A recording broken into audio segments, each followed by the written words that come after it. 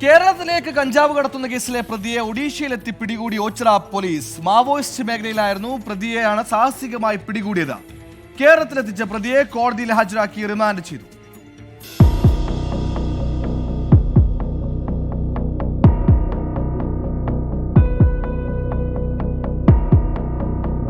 കഴിഞ്ഞ മാസം 19-നാണ് 30 കിലോ കഞ്ചാവുമായി 5 പേരെ ഓച്ചിറ പോലീസും ജില്ലാ ഡാൻസ് ഓഫ് ടീമും ചേർന്ന് പിടികൂടിയത്. കേസിൽ റിമാൻഡിലായ പ്രതികളെ കസ്റ്റഡിയിൽ വാങ്ങി ചോദ്യം ചെയ്തതോടെയാണ് കേരളത്തിലേക്ക് കഞ്ചാവ് കടത്തുന്ന പ്രധാനിയെ സംബന്ധിച്ച വിവരം പോലീസിന് ലഭിക്കുന്നത്. തുടർന്ന് ഓച്ചിറ SHO അജേഷ് വിയുടെ നേതൃത്വത്തിലുള്ള പോലീസ് സംഘം ഒഡീഷയിൽ നിന്നാണ് പ്രതിയെ പിടികൂടിയത്. ഒഡീഷയിലെ മാവോയിസ്റ്റ് മേഖലയായ കന്ധമാൽ ജില്ലയിൽ നിന്നാണ് പ്രധാന പ്രതിയായ നബകിഷോർ പ്രധാനിനെ അറസ്റ്റ് ചെയ്തത്.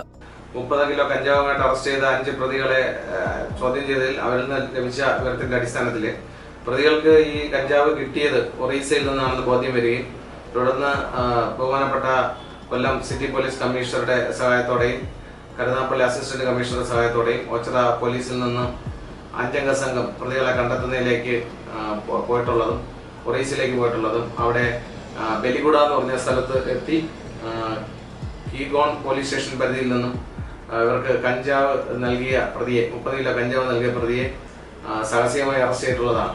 Ochira SHO Ajesh V, SI Sunilkumar, CPOമാരായ കനീഷ്, രാജേഷ്, മോഹൻലാൽ എന്നിവർ അടങ്ങുന്ന സംഘമാണ് പ്രതിയെ പിടികൂടിയത്. ഒഡീഷ പോലീസിന്റെ സഹായത്തോടെയാണ് പ്രതിയെ പിടികൂടിയത്. കരുനാഗപ്പള്ളി കോടതിയിൽ ഹാജരാക്കിയ പ്രതിയെ റിമാൻഡ് ചെയ്തു. 24 കൊല്ലം.